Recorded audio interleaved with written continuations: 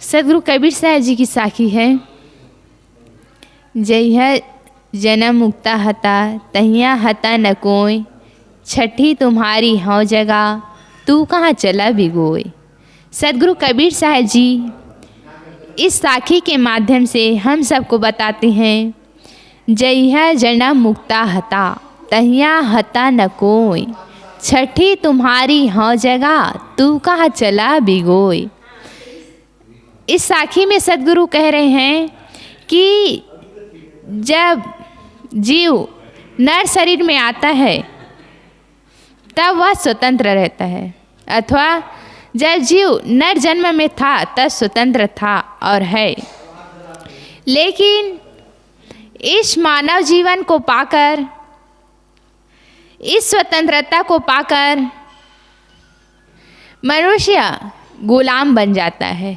क्यों मनुष्य इस मानव शरीर में आकर इस स्वतंत्रता का जन्म पाकर भी गुलाम बन जाता है, अपने आप को खो देता है।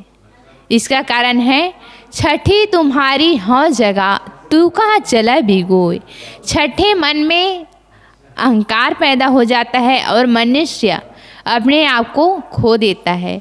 मनुष्य अपने जीवन को व्यर्थ में गंवा देता है। यह मानव शरीर कल्याण साधना के लिए मिला हुआ है। मनुष्य शरीर को पाकर केवल कमाना और खाना यही जीवन का उद्देश्य नहीं है, क्योंकि कमाना और खाना ये तो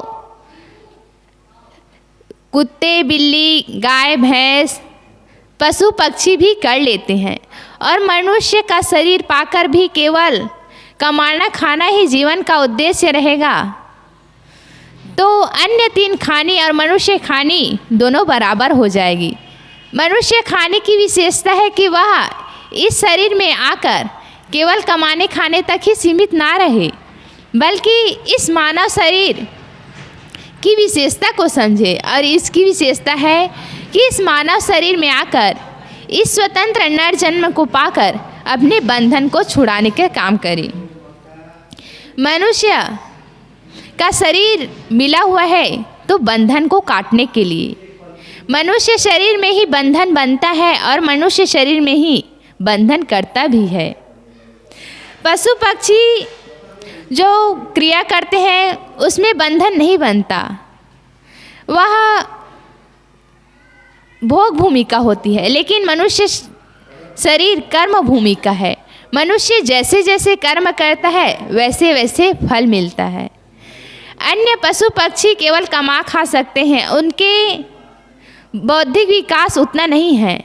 लेकिन मनुष्य के पास दो महान शक्ति मिली हुई है, एक वाणी की और दूसरा मन की।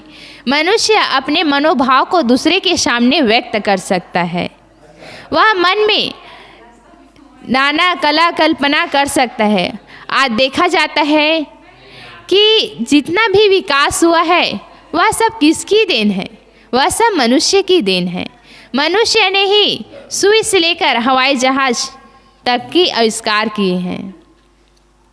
यह मानव शरीर बड़ा कीमती है और इस मानव शरीर की कीमत को समझे।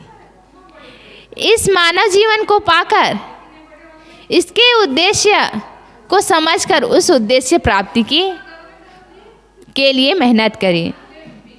यह मनुष्य शरीर स्वतंत्रता का जन्म है, लेकिन मनुष्य इसी में ज़्यादा भटक जाता है। जिस शरीर में आकर हमें कल्याण साधना का काम करना चाहिए, वही हम नए नए बंधन बनाते चले जाते हैं। क्यों मनुष्य अपने आप को नहीं समझ पाता?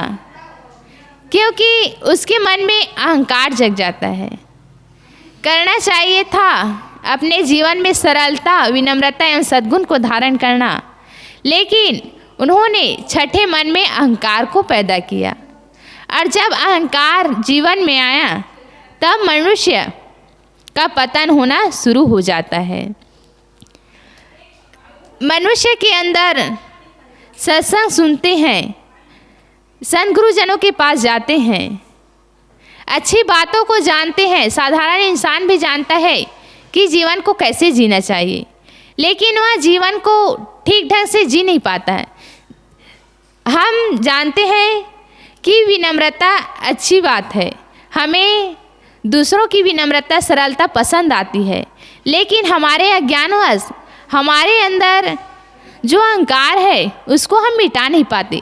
हम अपने जीवन में सरलता और विनम्रता को ला नहीं पाते हैं। मनुष्य अहंकार के कारण ही दुखी है। मनुष्य के मन में अहंकार है। किस बात का अहंकार है?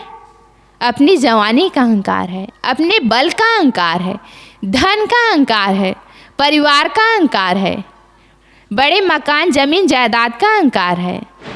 लेकिन हम जिसका अहंकार करते हैं वह क्या सत्य है? क्या वह हमेशा साथ में रहने वाला है? आज जवान है तो कल बूढ़ा होना पड़ेगा, आज शरीर में बल है तो कल निर्बल होना पड़ेगा और लाठी का सहारा पकड़ना पड़ेगा। आज धन है तो धन तो आने जाने वाली चीज़ है, वह रुकती नहीं है। और जो जमीन जायदाद को हम अपना माने हुए हैं वह भी कल किसी दूसरे का था, आज हमारा है और कल किसी और का हो जाएगा। तो फिर किस बात का अहंकार किया जाए?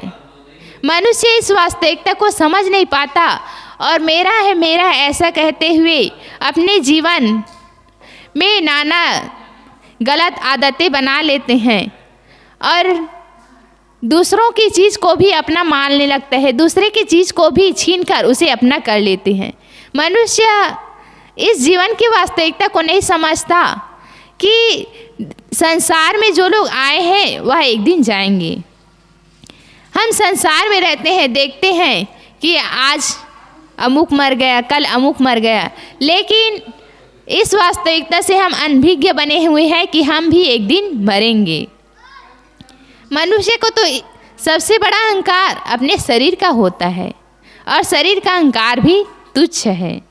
तो सद्गुरु कबीर साहब जी यही बताते हैं कि छठी तुम्हारी हाँ जगह तू कहाँ चला भिगोई। तुम अपने मन में अहंकार जगाकर अपने आप को खोकर कहाँ जा रहे हो।